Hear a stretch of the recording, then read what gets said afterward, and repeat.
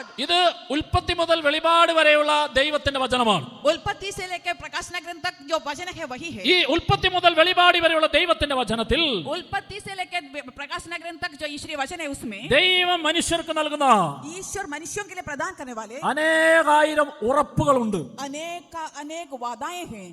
Praise the Lord. Praise the Lord. ഈ ഉറപ്പുകൾ ഓരോന്നും ये दृढ़ता से देने वाले बातें ദൈവത്തിന്റെ ഓരോ വാഗ്ദാനങ്ങളാണ്. प्रभु के हर एक वादा है. ഈ വാഗ്ദാനങ്ങൾ ഓരോന്നും ये वादाएं നിന്റെ ജീവിതത്തിൽ आपके जीवन में ഓരോ പുതിയ അനുഭവമാണ്. हर एक नए अनुभव है. ഇങ്ങനെ ദൈവം നമുക്ക് തന്നിരിക്കുന്ന इस प्रकार ईश्वर ने हमें से प्रत्येक को दिए ഉറപ്പുകളിൽ इस दृढ़ता में वादाओं में രണ്ട് പ്രധാനപ്പെട്ട ഉറപ്പുകളാണ് दो मुख्य वादाएं हैं. തുടർന്നുള്ള നിമിഷങ്ങളിൽ കർത്താവ് നമുക്ക് തരാൻ പോകുന്നത്. आने वाले क्षणों में प्रभु आपके लिए दे रहे हैं. Praise the Lord. Praise the Lord. Praise the Lord. Praise the Lord. ഒന്നാമത്തെ ഉറപ്പ്, पहली वादा है ഇന്ന് വരെ നിന്റെ ജീവിതത്തിൽ आज तक आपके जिंदगी में നിനക്ക് അനുഭവപ്പെട്ട जो आपको अनुभव हुए പ്രതികൂലമായ സാഹചര്യങ്ങൾ, जो प्रतिकूल साहचर्य പ്രതികൂലമായ അവസ്ഥകൾ, जो प्रतिकूल हालतें ഈ പ്രതികൂലമായ അവസ്ഥകളും ये प्रतिकूल हालत ഈ പ്രതികൂലമായ സാഹചര്യങ്ങളും ये प्रतिकूल साहचर्य അതുമായിട്ടാണ് നീ ഇന്ന് ദൈവത്തിന്റെ മുമ്പിലേക്ക് വന്നിരിക്കുന്നത്. उसके साथ ही आज आप यीशु के पास आए हुए हैं. ശരീരത്തിന്റെ മേഖലയിൽ, शरीर के क्षेत्र में, ആരോഗ്യത്തിന്റെ മേഖലയിൽ स्वास्थ्य के क्षेत्र में രോഗം ഒരു പ്രതികൂലമായ അവസ്ഥയാണ്. रोग एक प्रतिकूल हालत है. സമ്പത്തിന്റെ മേഖലയിൽ संपत्ति के क्षेत्र में, കടബാധ്യത, उद्धार के क्षेत्र में, ദാരിദ്ര്യം गरीबी के मामले में ഒരു പ്രതികൂലമായ അവസ്ഥയാണ്. ये सब एक विपरीत हालत है. വരുമാനത്തിന്റെ മേഖലയിൽ आमदनी के क्षेत्र में ജോലിയില്ലാത്ത അവസ്ഥ नौकरी नहीं है. इस मामले में ഒരു പ്രതികൂലമായ അവസ്ഥയാണ്. ये सब एक प्रतिकूल वातावरण है. ജീവിതത്തിൽ अपने जीवन में സന്തോഷം, आनंद, സമാധാനം, शांति, സ്വസ്ഥത चैन, ഇതില്ലാതെ इसके बिना ആകുലത, व्याकुलता, ഉത്കണ്ഠ, उत्कंठा, ഭയം, डर, നിരാശ, निराशा, ഇതെല്ലാം ये सब പ്രതികൂലമായ അവസ്ഥയാണ്. जो विपरीत हालत है. ഇങ്ങനെ इस प्रकार ഇന്ന് നീ ദൈവത്തിന്റെ തിരുമുമ്പിലേക്ക് കടന്നു വന്ന നിമിഷം വരെ आज इस ईश्वर के समक्ष आए हुए उस क्षण से लेकर ഇന്നലകളിലെ നിന്റെ ജീവിതത്തിൽ कल तक आपकी जिंदगी में നിനക്ക് അനുഭവപ്പെട്ട आपको अनुभव हुए എല്ലാ പ്രതികൂലമായ അവസ്ഥകളെയും हर विपरीत हालतों को ഈ വചന ശുശ്രൂഷയിലൂടെ, इस वचन की सेवा कार्यों के जरिए, ആരാധനയിലൂടെ आराधना के जरिए കർത്താവ് प्रभु അനുകൂലമാക്കി മാറ്റും. अनुकूल बना देगा.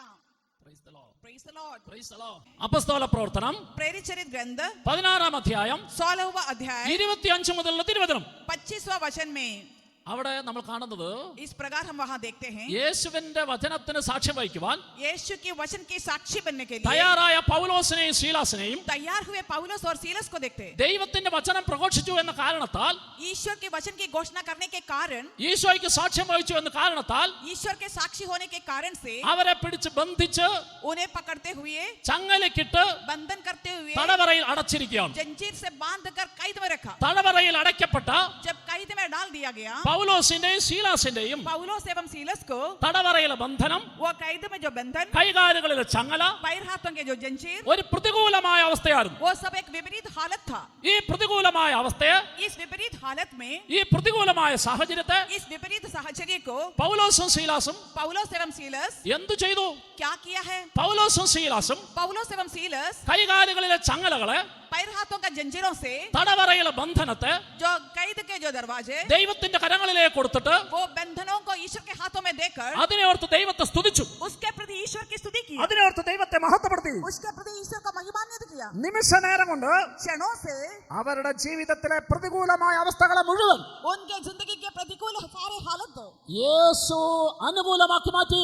यीशु ने अनुकूल के रूप में बदल दिया. Praise the Lord. Praise the Lord. സഹോദര സഹോദരി, हे प्रिय भाई एवं बहन, ഈശോയുടെ മുമ്പിൽ നീ നിൽക്കുമ്പോൾ जब यीशु के समक्ष आप बैठे हो तो നിന്റെ ശരീരത്തിൽ आपके शरीर में രോഗത്തിന്റെ ചങ്ങലകളുണ്ട്, बीमारियों का जंजीर है, വേദനയുടെ ചങ്ങലകളുണ്ട്, कैद के जो बंधन है, കുടുംബ പ്രശ്നത്തിന്റെ ചങ്ങലകളുണ്ട്, पारिवारिक जीवन में जंजीरें हैं, ജീവിത തകർച്ചയുടെയും നഷ്ടത്തിന്റെതുമായ ചങ്ങലകളുണ്ട്. जिंदगी में हुए विपत्तियों के जो जंजीरें हैं, ഇങ്ങനെ നിന്റെ ജീവിതത്തിൽ ഇന്ന് വരെ അനുഭവപ്പെട്ട आप अपने जिंदगी में आज तक अनुभव किए हुए ചങ്ങലകളുടെ അവസ്ഥകൾ ഏതാണോ, वो जंजीर के अवस्थाएं हो, ബന്ധനത്തിന്റെ അവസ്ഥകൾ ഏതാണോ, बंधन की अवस्थाएं हो, കെട്ടുകളുടെ അവസ്ഥകൾ ഏതാണോ, बंधन की हालत हो, രോഗപീഠകളുടെ അവസ്ഥകൾ ഏതാണോ, रोग पीड़ाओं के कौन सा अवस्था हो, അതിനെല്ലാം उन सब बातों को ഈശോ ഏറ്റെടുത്ത് यीशु के सामने സൗഖ്യത്തിന്റെ, चंगाई के, സന്തോഷത്തിന്റെ, आनंद के, ആനന്ദത്തിന്റെ, खुशी के, അനുഗ്രഹത്തിന്റെ अनुग्रह के അടയാളമാക്കി മാറ്റും. चिन्ह के रूप में बदल देगा.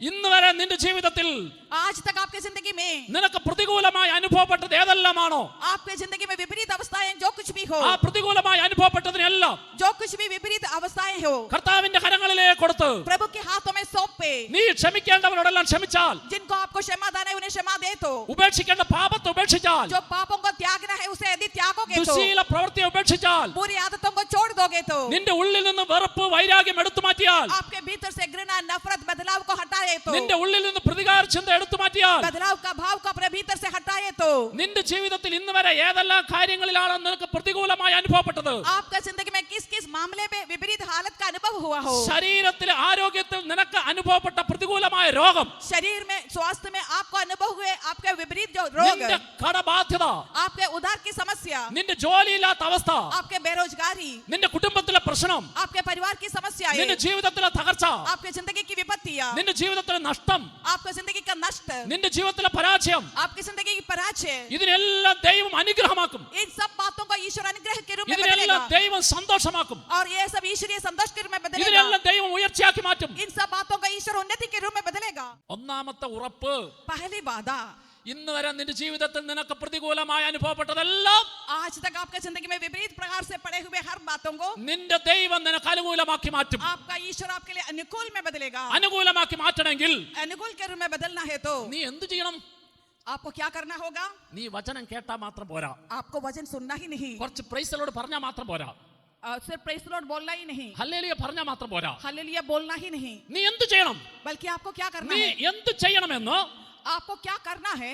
പുറപ്പാടിന്റെ പുസ്തകം निर्गमन ग्रंथ में 14 അധ്യായം 14वां अध्याय का 13 14 തിരുവചനങ്ങൾ, 13 और 14वां वचन, 5 കാര്യങ്ങളാണ് ദൈവത്തിന്റെ വചനം അവിടെ പറഞ്ഞിരിക്കുന്നത്. 5 कार्य ईश्वर आपसे ഈ वचन के द्वारा 5 बताया। കാര്യങ്ങൾ നീ ചെയ്യാൻ തയ്യാറായാൽ, यदि ये 5 कार्य आप करने के लिए तैयार हो तो ഇന്ന് വരെ നിന്റെ ജീവിതത്തിൽ നിനക്ക് പ്രതികൂലമായി അനുഭവപ്പെട്ടതിനെല്ലാം ദൈവം അനുകൂലമാക്കി മാറ്റും. आज तक आपका जिंदगी में जो विपरीत प्रकार से पड़े हुए हर बातों को अनुकूल के रूप में प्रभु बदल देगा। ഒന്നാമത്തെ കാര്യം, पहले कार्य, നീ ഭയപ്പെടാതെ ഉറച്ചു നിൽക്കണം. तुम धीर बने रहो, डरो मत। Praise the Lord. Praise the Lord.